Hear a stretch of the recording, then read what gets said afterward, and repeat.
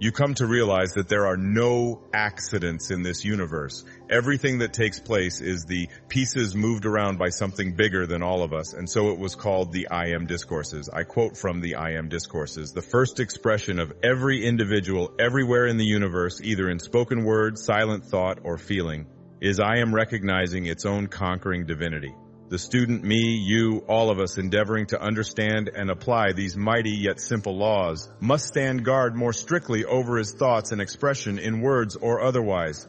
For every time you say, I am not, I cannot, I have not, you are, whether knowingly or unknowingly, throttling that great presence within you. You must be conscious of how you use these words, I am strong, I am well, I am content. Even if your senses tell you something different, I am. As we move now into the meat of this program, you'll see that putting the words I am in front of something into your mind and imagination is a very powerful way to attract into your life. Recognizing your own divinity, particularly the work of Neville and the work of U.S. Anderson and the I Am Discourses I came up with, and putting that all together, what I call 5 wishes fulfilled foundations for being able to attract into your world and become the kind of person that you expect yourself to be. Remember what I said about the quote on the wall of the swimming pool? If you want to accomplish anything, which means to become an extraordinary level of consciousness person, you must first expect it of yourself. You must see yourself and be unafraid to say to yourself, I am connected and always at all times to my source, to the divine mind, to the Tao, to God, to that which is the creator of all. I am a part of it. The first of these 5 foundations I call imagination. Imagination. Many of our greatest thinkers have spoken about the power of imagination. William Blake said that what is now proved was once only imagined. Now think about the importance of that. If you want to have something show up in your life, the kind of person you would like to become, manifest something new into your life, something powerful, whatever it might be, you obviously must first be able to imagine it, your imagination. This is yours and yours alone. You can place anything into your imagination that you want to place there, independent of what anybody else says about it, independent of what your senses tell you, independent of all the evidence that may be to the contrary. You can place into your imagination an I am that represents what you would like to attract into your life and make it come into fruition. Einstein's most famous quote, one of his most famous observations, he said, imagination is more important than knowledge, but knowledge is limited. Imagination encircles the world. Placing these I ams into your imagination. Some of you I'm sure know about it because it's been all over the papers and so on, a diagnosis of leukemia a couple of years ago.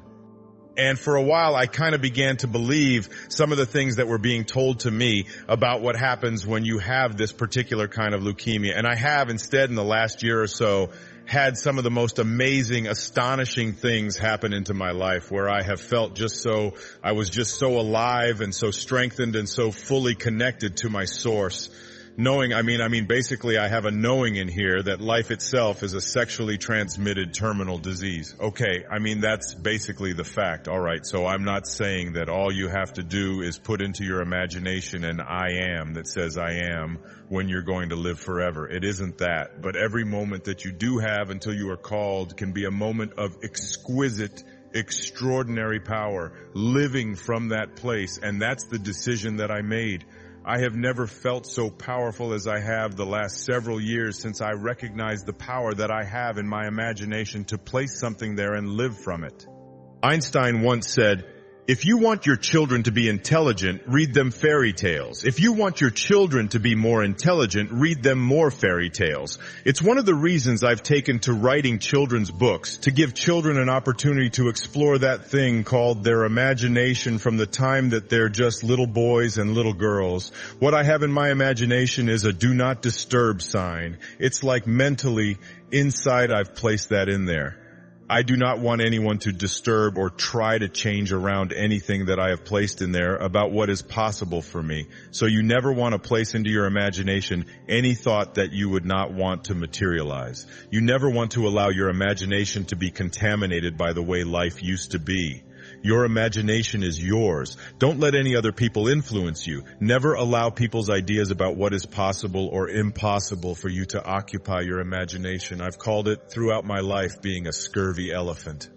When I was in the 3rd grade, I was living at a foster home out of Mount Clemens, Michigan. I came home from school and I talked to Mrs. Scarf. I said, "Mrs. Scarf, what's a scurvy elephant?" And she said, "Where did you hear that?" And I said, "I don't know. Mrs. Poole, my third grade teacher, was talking to the principal, Mrs. Smith, and she said Wayne Dyer was in his classroom and called me a scurvy elephant." But she got on the phone and she called up and the principal said, "Oh, that's Wayne. He gets everything mixed up." She didn't say that he was a scurvy elephant in her classroom. She said that he was a disturbing element in her classroom. A disturbing element is someone who has in their imagination the possibility that they can do anything, that all things are possible. Again, it's one of those great lines from the New Testament. With God, all things are possible. Now you tell me, what does that leave out? What does all things are possible leave out? That doesn't leave out the possibility that we can defy gravity, that we can soar, that we can heal ourselves, that we can create magnificent prosperity in our life, that we can change the world. I said at one of the breaks here to the audience here tonight, I really believe that if this message gets out there into the world, we can shift the consciousness of this planet. If enough of us begin to believe we're placing into our imagination a world that we want to live in, that has no limitations, that is based on living from a place of love and kindness and God consciousness and spiritual awareness, divine mind at work. I believe it's possible if enough of us begin to believe that we can create that kind of a world. If public television can put on these kinds of programs, which is why I am a part of public television. Because this is what they broadcast. This is what comes into our homes. The energy of all things are possible, not the energy of violence and hatred and all of the silly stuff that you see so frequently on commercial and cable television, especially the violence and especially the rude communication between young children and their parents and so on. You don't see that here. It's why I'm here, raising money for this station and all public television stations. Einstein, once again, this man of imagination, said, "Logic will get you from A to B, but imagination will take you everywhere." That's the first of these wishes fulfilled foundations. The second foundation is very significant, very important. I call it living from the end. This is one of the harder ones for people to get.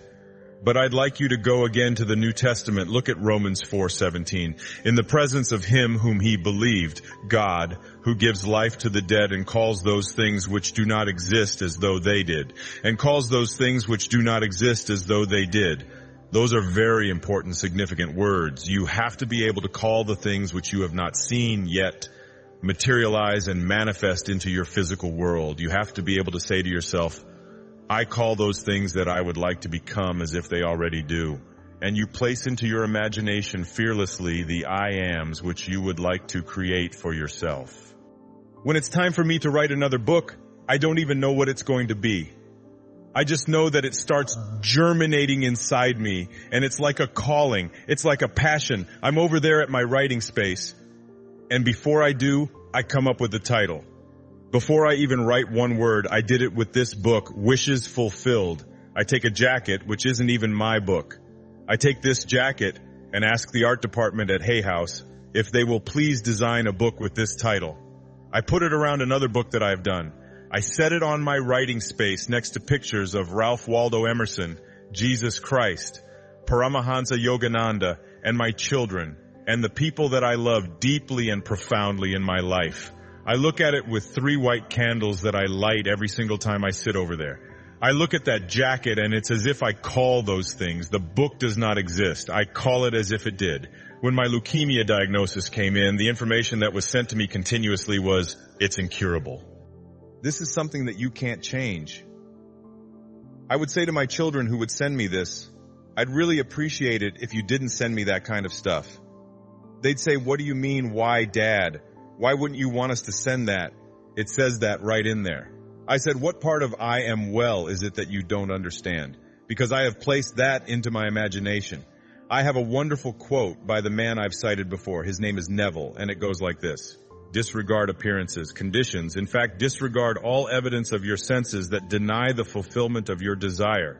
Whatever it is you want to attract into your life, disregard appearances, conditions. In fact, all evidence of your senses that deny the fulfillment of your desire. Rest in the assumption that you already are what you want to be. For in that determined assumption, you and your infinite being, your extraordinary self, which is what this program is about, are merged in creative unity.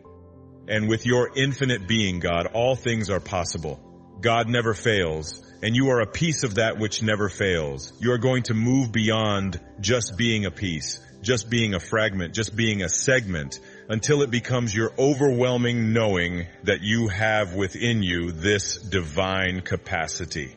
You don't need evidence of your senses. I wrote a book a few years back. The title of it, I had to get my publisher because they didn't understand it. They called back. They said, "I think you got this wrong." I said, "No, it's called You'll See It When You Believe It," not the other way around. People will say, "Well, I'll believe it when I see it." It doesn't work that way. You'll see it when inside you have a knowing. Neville also said, therefore, to incarnate a new and a greater value of yourself, you must assume that you already are what you want to be. Then live by faith in this assumption. Now, this flies in the face of so much of what you've been told because you have a tendency to believe that what your eyes and ears tell you is reality. But this is what we know by our senses. Just this little tiny fragment. I can't even get, it's like a millionth of a millimeter. All that is unknown is in the invisible, in the imagination that most of our attention is focused on. This is my beliefs and my disbeliefs about what is possible and what isn't possible are here. It's an endless and endless universe. So placing I ams into your imagination is one thing. It's an intellectual act. Living from the end means that you call the things which do not exist as if they did. You begin to say to yourself, you don't have to say it to anyone else. You don't have to write it down. You don't have to get anybody else's approval. You don't have to look on the internet. You don't have to do anything like that.